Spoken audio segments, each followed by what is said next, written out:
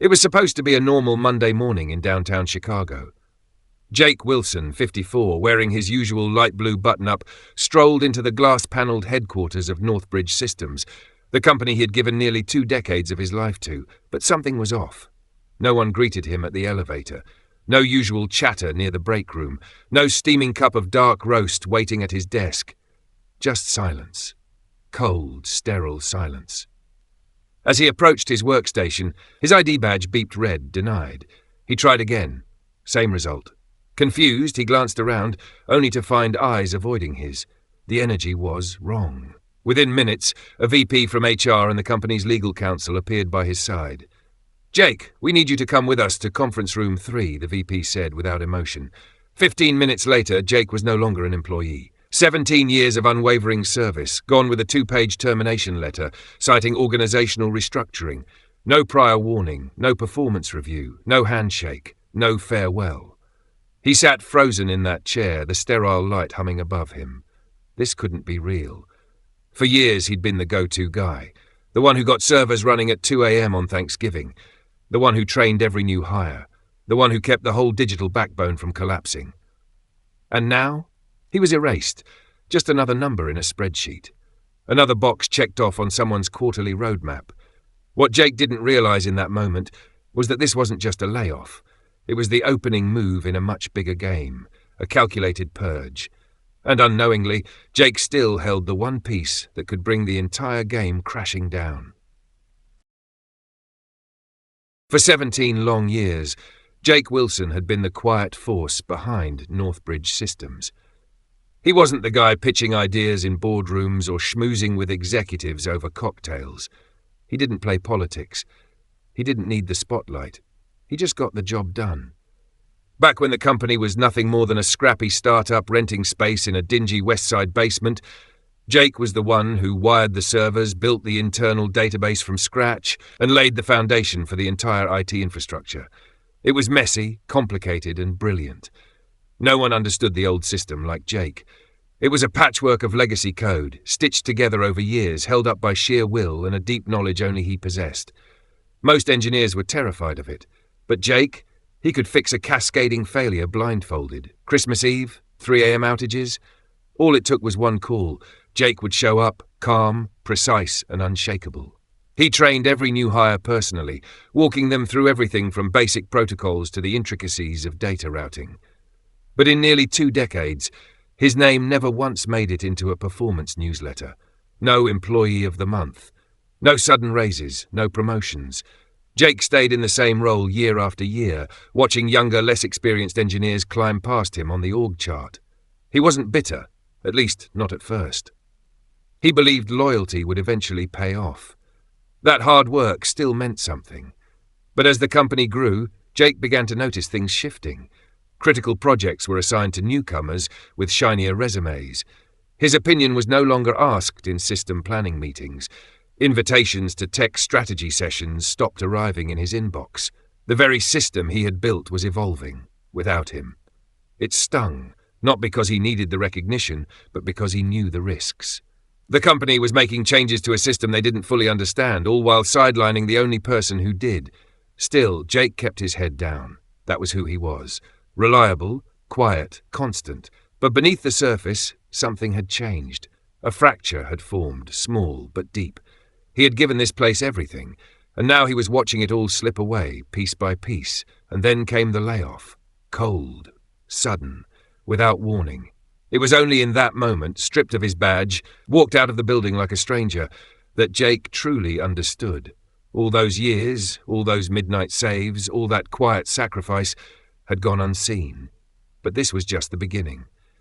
Because Jake hadn't forgotten a thing, and what he knew, what he still had access to, could shake the very foundation of Northbridge Systems. A few weeks before the hammer dropped, Jake started noticing things. Small things, at first. His access to certain server directories, the ones he'd always had unrestricted control over, was suddenly limited. At first, he thought it was a glitch. A system update, maybe. But then the calendar invites stopped coming. Important strategy meetings, infrastructure syncs, even the weekly security check-ins. He was no longer on the list. That had never happened in 17 years. Jake didn't confront anyone. That wasn't his style. Instead, he quietly opened the back-end logs, traced changes, watched patterns, and what he found made his skin crawl. There were late-night meetings, behind closed doors after hours, conference rooms lit well past quitting time, with the blinds suspiciously drawn. Jake saw Jason, the newly hired consultant with the too-slick smile, meeting frequently with Daniel, the up-and-coming manager with something to prove. Every time Jake passed by, the room would go silent. Eyes would avoid his. Then came the strangest shift yet. The quarterly system audit, the one Jake had led for over a decade, was reassigned. Outsourced, they said. To whom? No one could say. Suddenly, there was a mysterious third-party firm overseeing IT security, yet Jake had no idea who they were or what they were doing in his network. Piece by piece, he was being cut out of his own creation. It wasn't paranoia. It was a process. Cold, calculated, methodical. They weren't just replacing him. They were erasing him. Then one morning it happened. He logged in as usual, coffee in hand, and his screen blinked back an error. Access denied. His admin credentials gone, just like that. Jake, the man who had built the system from the ground up, was now locked out like some intern on their first day. That's when the truth hit him. This wasn't a mistake. It was a takedown. Slow, strategic, personal. But Jake didn't panic. He didn't storm into anyone's office or send an angry email. No, Jake did what he always did best. He watched, listened, collected. Because Jake knew something no one else seemed to remember. The system forgets nothing, and neither did he. Jake had never believed in coincidences, especially not in systems he had helped build line by line. It was a quiet Tuesday night. Sleep wouldn't come, so he did what he always did when his mind wouldn't rest. He opened his laptop, tapped into his personal backup server, and started combing through system logs. He wasn't looking for anything in particular, just checking. It was a habit, but then he saw it. A transaction, then another, then a pattern. Every 3 months, like clockwork, large payments, just small enough to avoid red flags, were going out to a vendor he'd never heard of, Summit Core Solutions. He paused. Jake had worked with every vendor this company had used in the last 15 years. He knew their names, addresses, even the personalities of their project leads. But this one? Nothing. He checked the vendor registry. No match, no tax ID, no employee records, no contact info, no trace. Just a P.O. box in Nevada. His hands grew cold. This wasn't just unusual, it was deliberate. Jake dove deeper.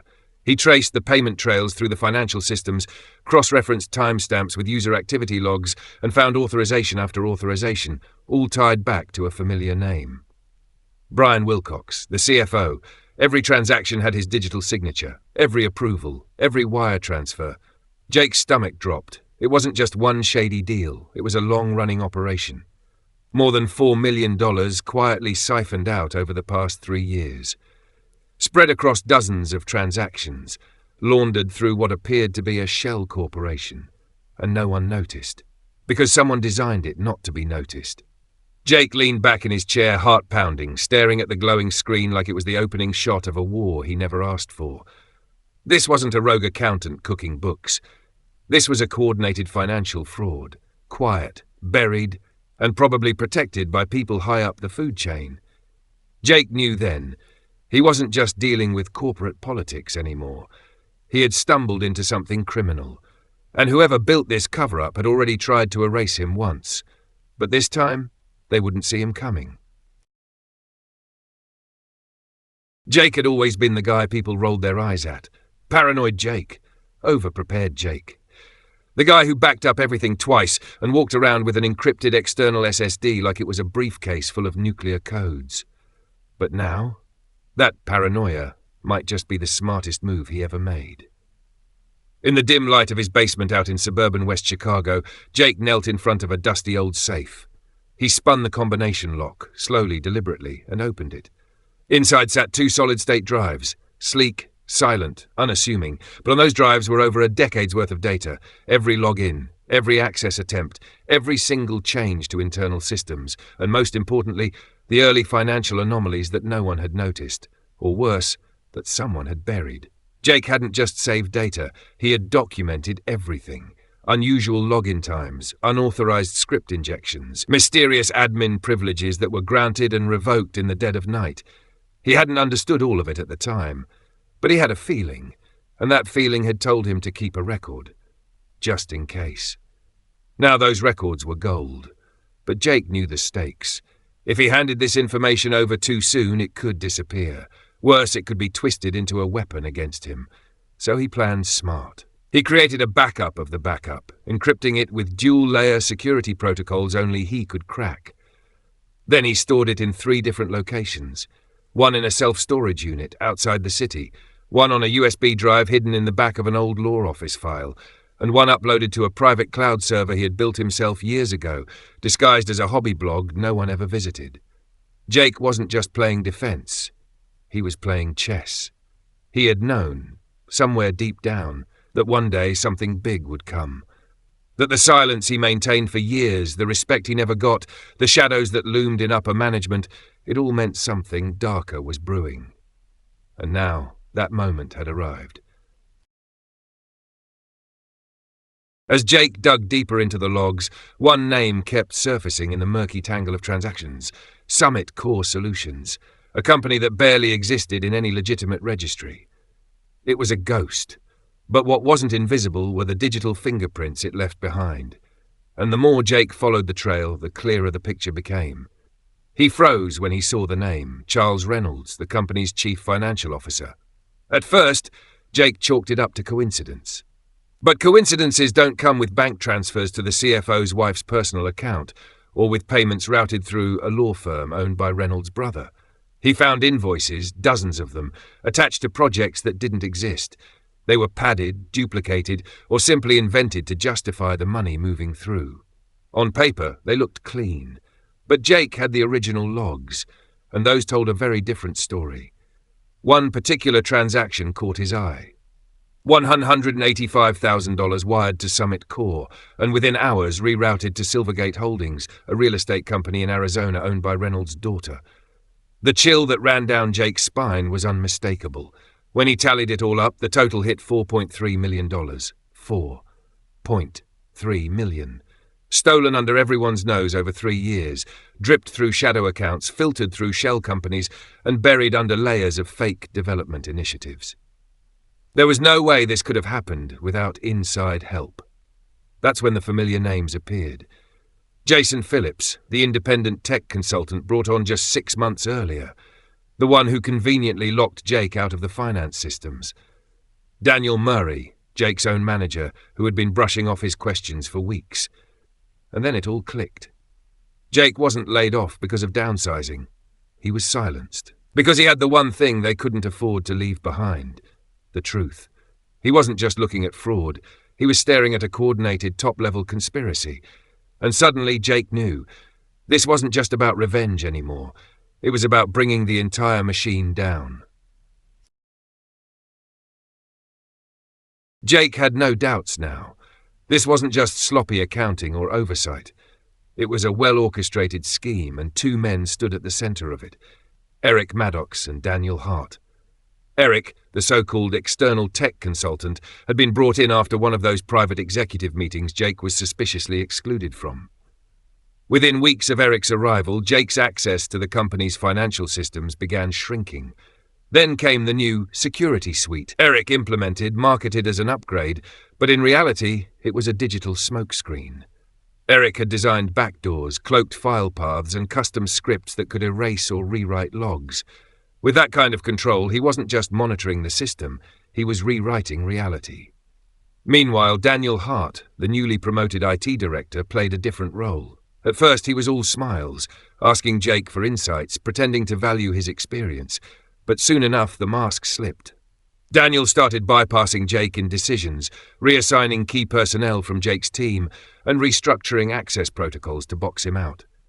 Jake wasn't just being phased out, he was being digitally imprisoned. Every day, his clearance shrank. Each inquiry he made was brushed off, deflected with bureaucratic nonsense or empty excuses. Jake even noticed that some files he'd worked on, files with sensitive logs, had vanished from the company's servers. Thankfully, he had backups, but that only confirmed what he already feared. Maddox and Hart weren't just passive players. They weren't turning a blind eye. They were architects. They had embedded themselves into the company's infrastructure like parasites, cleaning up financial footprints, replacing log files with doctored ones, and doing everything in their power to discredit and isolate Jake. And Jake knew one thing with absolute clarity. If he didn't act fast, the last remnants of truth would be gone forever. This wasn't about pride anymore. It wasn't even about revenge. It was about justice. And Jake wasn't walking away without a fight. Time was running out. With each passing day, the truth was being buried deeper, erased log by log, file by file. And the puppeteers behind the curtain, Eric Maddox, Daniel Hart, and CFO Charles Reynolds, were inching closer to total impunity. But they underestimated one thing. Jake wasn't built to back down. In the dimly lit basement of his Evanston home, the glow of his aging laptop flickered across his tired face. On the screen sat an 87-page report, meticulously compiled over 3 sleepless weeks. Every page, every screenshot, every audit trail entry was laid out with surgical precision, a digital indictment, ready to explode. He called it Operation Glasshouse. Because when light hits glass, every flaw is exposed. Jake couldn't risk emailing it. The company's surveillance system was too tight. He couldn't trust anyone inside the circle. But there was one name that still held weight. Susan Blake, an independent board member known for her zero-tolerance stance on corruption. She was fierce, unbought, and if there was anyone who'd listen, it was her. Jake printed the report on crisp watermark paper, bound it tightly, slipped it into a manila envelope. On top, he placed a handwritten note. "I seek no revenge, only the truth. Please read this before it's too late." That night, he drove alone to Highland Park, an upscale suburb north of Chicago. At exactly 4:12 a.m., with the street empty and the sky still dark, Jake approached the modest brick home of Susan Blake. He slipped the envelope into her mailbox. No cameras, no noise, no witnesses. Just one man, betrayed and forgotten, finally making his move. Just minutes away from the start of the quarter-end financial meeting at Meridian Technologies' grand boardroom, the executives and board members were gathering to review numbers, forecasts, and decisions that could shape the company's future. Jake knew this was the critical moment to deliver the knockout blow. He could no longer step into the room or raise his voice. At this point, he had been pushed aside, stripped of any power or influence inside the company. But Jake had a plan.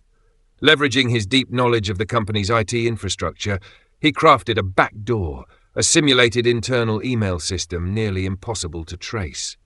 Through it, he anonymously sent out an email with the Operation Glasshouse report attached to all 15 board members. The email hit inboxes at the most sensitive moment, just minutes before the meeting was scheduled to begin. Screens lit up, message alerts chimed, and curiosity quickly gave way to panic. The email itself was brief but sharp enough to stop everyone dead in their tracks. "Before you review this quarter's financial report, please read the attached document. The truth has been hidden in the shadows." No one knew who sent it, but every eye instantly turned to Susan Blake, the board member who had already received the hard copy from Jake days earlier, with a mixture of hope and dread. The meeting kicked off under unprecedented tension. Instead of warm greetings and smooth reports, pointed questions and suspicious glances filled the room. From afar, Jake watched through tech news feeds and the company's internal social channels, where whispers turned into a wildfire of rumors. He knew he had just unleashed an earthquake inside Meridian's walls. But Jake's fight was far from over. He understood that victory required patience. And the battles ahead would be even tougher. Right after the anonymous email was sent, the atmosphere inside Meridian Technologies' headquarters shifted instantly, tension thick enough to cut with a knife. What was supposed to be a routine quarter-end financial meeting spiraled into chaos. Board members immediately split into factions. Suspicious eyes darted around the room, sharp questions flew like arrows. Susan Blake, the board member who received the report, stood to explain, but her words only fueled more conflict. The CEO, Robert Martin, clad in a sharp black suit but with a pale face, cut in. "We cannot let this derail the meeting. I've contacted law enforcement." Within 30 minutes, a squad of investigative officers arrived at Meridian's offices. They sealed off the premises, diving into servers, documents, and even scrutinizing the inboxes of key employees. The once confident, successful company atmosphere now felt frozen in fear. Footsteps echoed in hallways, doors banged, interrogations began. No one knew who would be called in next. From a distance, Jake followed every move through news feeds and internal sources. He could feel the quake shaking the company's core, knowing the storm was about to wipe out those corrupt souls hiding in the shadows. The board faced unprecedented pressure. Investors flooded the phones with questions. Stock prices plummeted. A full-scale investigation launched. Police gathered evidence, interviewed witnesses, and conducted meticulous financial audits. The truth could no longer be concealed. Those responsible for the fraud scheme started to crack under pressure. Panic set in, denial followed, and desperate attempts to hide evidence were made. Meanwhile, Jake knew this was only the opening act. Justice needed to run its course, and he was ready for whatever lay ahead. As the truth unraveled, the company's leadership couldn't stay silent any longer. Soon after, Jake received a tempting offer from the company's legal team. A 6-figure hush money deal in exchange for his silence, withdrawal, and agreement never to speak out. The hotel room where Jake was staying was bathed in warm yellow light, yet it did nothing to ease the tension weighing heavily on him. He read and reread the email. Each sentence felt like a dagger aimed straight at his resolve. Money, silence, and a promise never to return to Meridian Technologies, all laid out on the table like a bribe. But for Jake, that was never an option. He knew the truth needed to be exposed, justice served. Those involved had to be held accountable, not with cash, but with the truth. He responded with a terse, cold line. "I'm not interested in money. I want justice. No deals, no return, just the truth." Jake's message quickly spread through the company like a powerful wave, earning respect for his unwavering determination and integrity. Other offers followed, some even higher, but Jake stood firm. For him, this was no personal vendetta. It was a battle for transparency and ethics. In contrast to Jake's resolve, those behind the fraud grew increasingly nervous, attempting every tactic to silence him or damage his reputation. But Jake was unafraid. He understood the road ahead wouldn't be easy. But he was ready to face every challenge, to defend the truth, to ensure wrongdoing could no longer hide in the shadows. Throughout those tense days, Jake's inner strength and honesty shone brighter than ever. To him, the value of truth was worth more than any amount of money in the world. After months of weathering the storm of corruption, Jake had caught the attention not only of Meridian's leadership, but also of some of the biggest tech players. From Austin to Seattle, 2 industry giants quietly extended offers. Vice President of IT, a clear step up from his previous role. Jake's life was stepping into a new chapter. These offers were not just a recognition of his technical skills, but a reward for his unwavering integrity. For the first time in years, Jake felt his worth finally acknowledged. These companies saw not only his deep technical expertise, but also respected his unyielding stand against fraud and injustice. One evening, Jake sat in his modest room, the soft light casting shadows across his thoughtful face. He reflected on the offers and the decision ahead. This was more than a new job. It was a chance to rebuild his life and career, a place where he could step up as a true leader. Each offer came with clear promises: autonomy in his work, ample resources to build IT systems, and an environment with zero tolerance for corruption or unethical behavior.